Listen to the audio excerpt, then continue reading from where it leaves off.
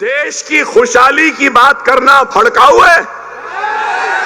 देश की तरक्की की बात करना क्या भड़काऊ है? देश के किसानों की बात करना क्या भड़काऊ है? देश की मां और बहन के रेप की बात करना, उसको रोकने का मुतालबा करना क्या भड़काऊ है? देश में पानी नहीं है, पानी दो कहना क्या भड़काऊ है? देश में नौकरियां नहीं है, नौकरियां दो कह रहा हूं क्या भड़काऊ है?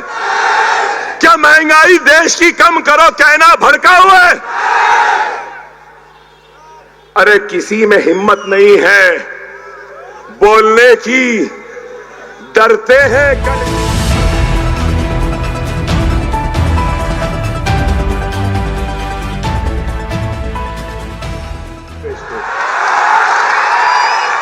मुझे नहीं मालूम। उन्होंने खुद कहा कि मैं चाय वाला था, चाय बनाता। उन्होंने नहीं कहा क्या? क्या उन्होंने नहीं कहा? उन्होंने खुद कहा। सिर्फ चाय की बात नहीं, क्या उन्होंने ये भी कहा, मुझे याद है कि कोई लोग आते थे और बोलते थे कि कड़क चाय दो, कोई आते थे बोलते थे नरम चाय दो। ये भी उन्होंने ही कहा।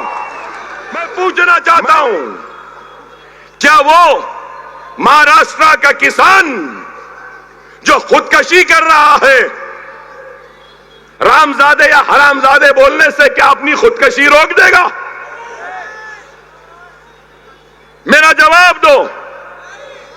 वो जालिम जो हमारी मां और बहनों का रेप कर रहे हैं, क्या जेएसआर के नारे लगाने से रेप कम हो जाएंगे?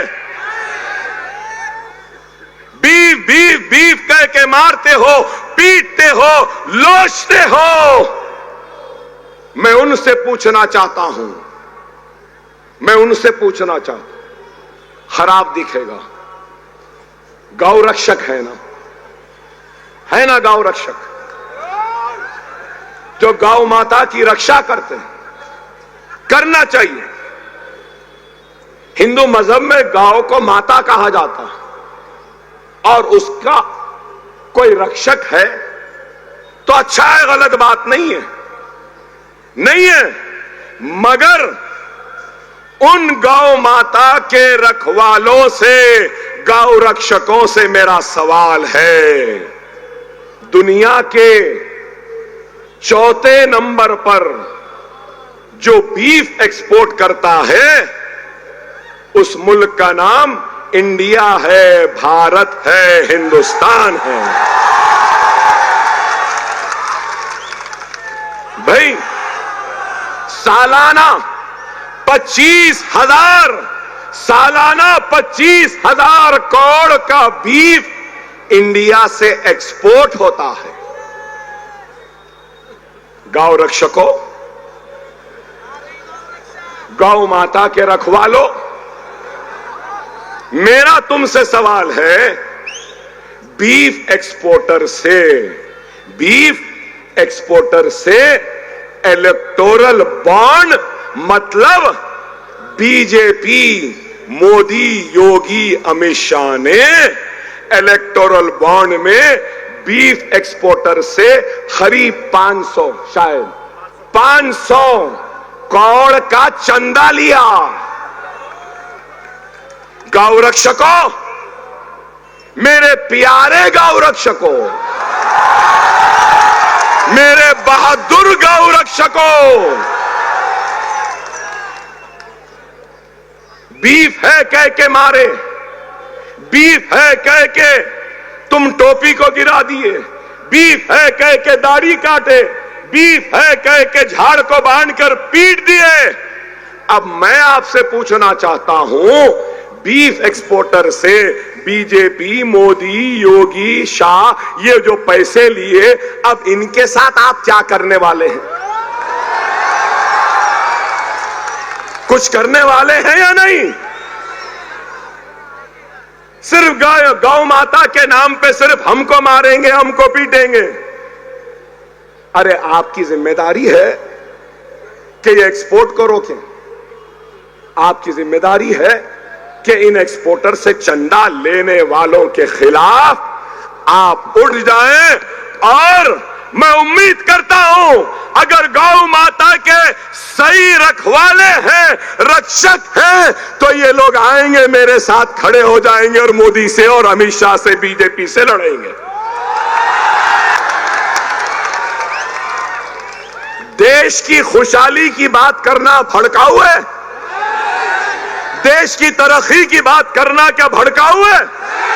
देश के किसानों की बात करना क्या भड़काऊ है? देश की मां और बहन के रेप की बात करना, उसको रोकने का मुतालबा करना क्या भड़काऊ है?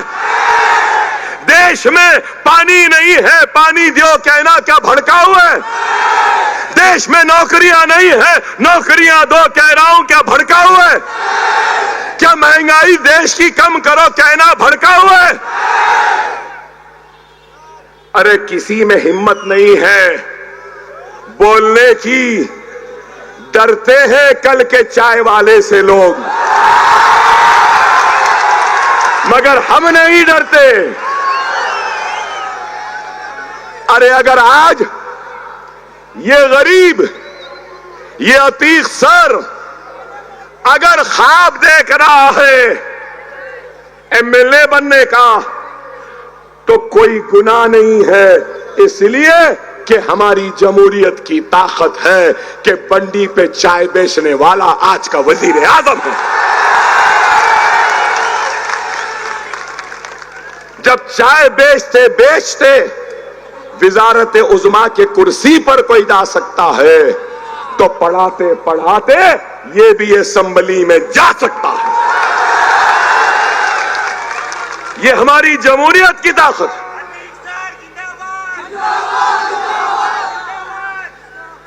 और अगर मैंने अभी चाय की बात की या चाय वाले की बात की, तो भाई मुझे तो नहीं मालूम था, मुझे तो मालूम भी नहीं था कि मिस्टर मोदी चाय बनाते थे, चाय बेचते थे, मुझे नहीं मालूम था।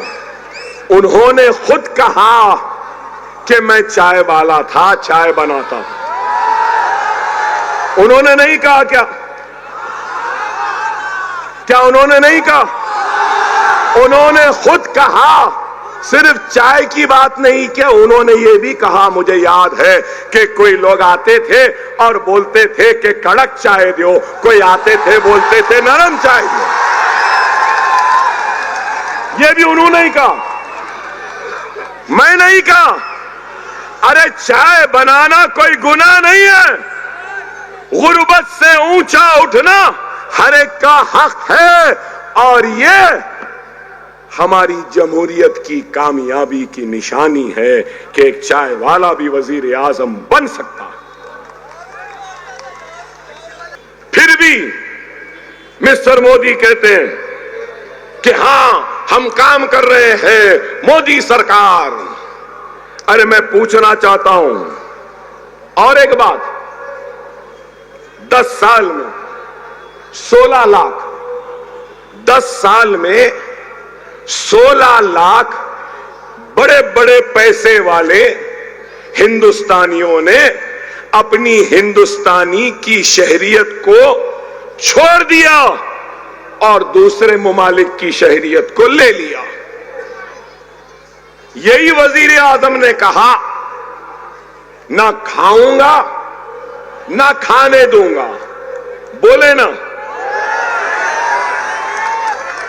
एक तरफ 1,12,000 किसान मर रहा है, खुदकशी कर रहा है, कर्ज में डूबा हुआ है और उसकी फसल तबाह होती है, तो हिंदुस्तान के वजीर आजम के पास इस खुदकशी करने वाले किसान को पैसा देने के लिए पैसा नहीं है।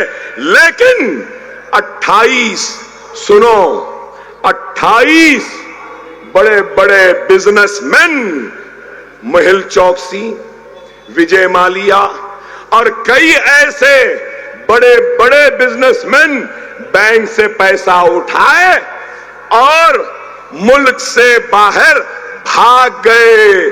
मुल्क का कितना पैसा डुबाकर और लेकर भाग गए। आपको सुन के हैरत होगी कि 1,40,000 करोड़ रुपया लेकर भाग गए। क्या हुक्मरान, सरहदें महफूज हैं, चाइना घुस रहा है, हमारे चेक पॉइंट्स पर आ रहा है, क्या कर रहे हैं? फिर बातें बड़ी बड़ी। चलो वुमेन सिक्योरिटी की बात करते हैं। यहां बैठी है मेरी मां और मेरी बहनें। ये मेरा डेटा नहीं है, एनसीआरबी का है, एनसीआरबी का डेटा है। वुमेन इन सिक्योरिटी, हर साल हिंदुस्तान में 30,000 औरतों का रेप होता है। 30,000 हर रोज 82 रेप। और ये रेप रिपोर्टेड हैं, अनरिपोर्टेड कितने रेप्स होते हैं नहीं मालूम। अगर देख लिया जाए तो हर 15 मिनट